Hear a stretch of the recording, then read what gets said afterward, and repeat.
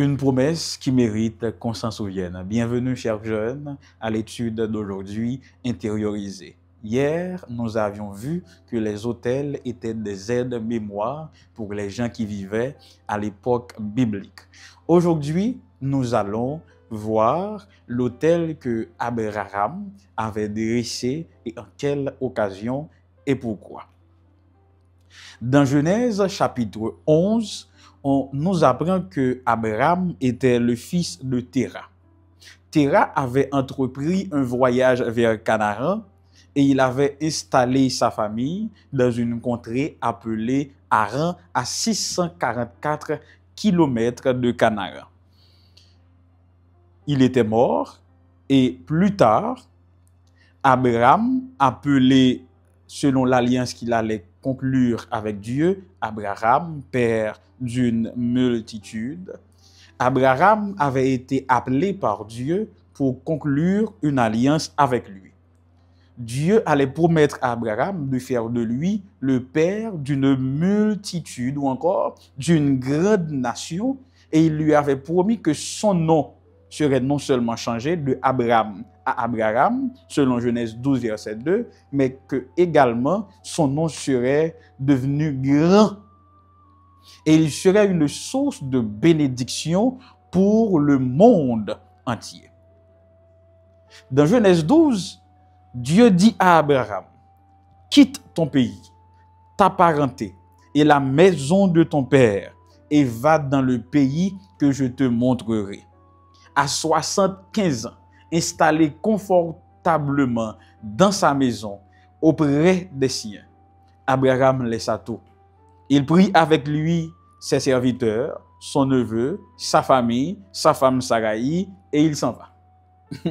Il s'en va vers le pays que Dieu va lui montrer.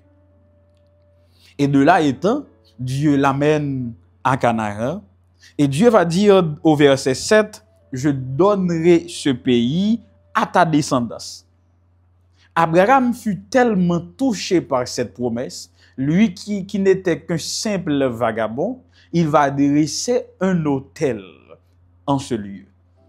C'est le premier autel que Abraham allait dresser pour pouvoir se souvenir de la promesse de Dieu. C'était un autel qui devait lui rappeler la promesse de Dieu envers lui et sa descendance, mais également pour exprimer sa gratitude pour cette grâce, cette opportunité que Dieu lui avait offerte en tant que vagabond, un simple vagabond. Mais une fois qu'il avait quitté ce lieu, arrivé près de Bethel, Abraham va dresser un deuxième autel rapidement. Mais pourquoi? Mais pourquoi? Ce deuxième autel était pour Abraham un symbole d'engagement. Il s'engage à quoi? Il s'engage à suivre Dieu n'importe où. Rappelez-vous que bon Dieu dit, quittez la car mon cher.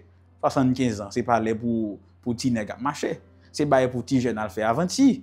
C'est pas dans l'âge pour t'ap déplacer, pour t'ap voyager. Mais Abraham quitte yo immédiatement. Arrivé à Canaan, comme je viens de le dire, il construit un hôtel pour capable remercier mon Dieu. Et arrivé à Bethel, il construit un deuxième hôtel pour capable engager, pour les suivre, bon Dieu, n'importe qui côté. Et c'est pour la première fois que Dieu allait appeler, que Abraham, disons mieux, chers jeunes, allait appeler Dieu Seigneur. Donc, en l'appelant Seigneur, il se consacre à lui. Il dit que je consacre ma vie à toi. Je veux te servir, je veux te suivre partout où tu m'emmèneras. Mais pourquoi bâtir ces deux hôtels? Probablement pour le Abraham a pour repasser, s'il t'a pour le repasser dans le même mot de ça, arriver à cet endroit précis, en voyant cet hôtel, il se souviendra de la promesse de Dieu. S'il arrive à Canaan, il se souviendra. En arrivant à Canaan, il se souviendra de la promesse de Dieu.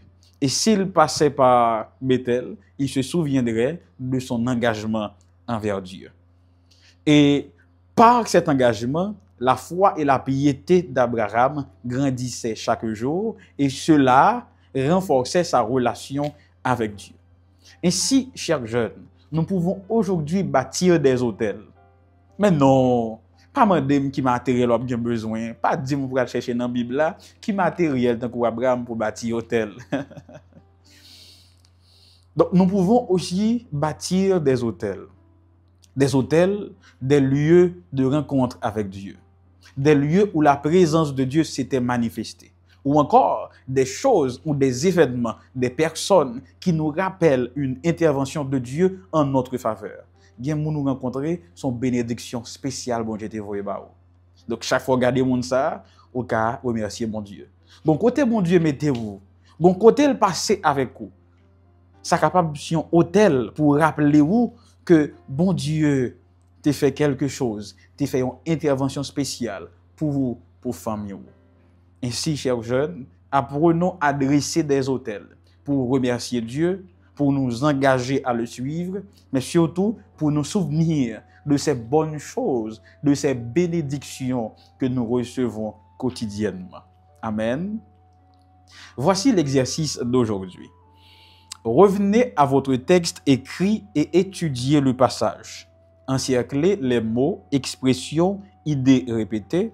Soulignez les mots ou expressions qui sont importants et qui signifient quelque chose pour vous. Reliez par une flèche les mots ou expressions aux autres mots ou expressions associés ou connexes. Quels éclairages particuliers vos notes semblent-elles indiquer dans l'ensemble? Nous nous arrêtons là pour aujourd'hui. Prions ensemble. Seigneur, merci pour ces bénédictions dont nous sommes l'objet. Aide-nous, Père, à nous souvenir de tes bénédictions quotidiennement pour que nous puissions mieux te louer. Et aide-nous à dresser des hôtels pour parfaire notre relation avec toi. Bénis ces jeunes qui étudient avec nous en ce jour. Au nom de Jésus. Amen.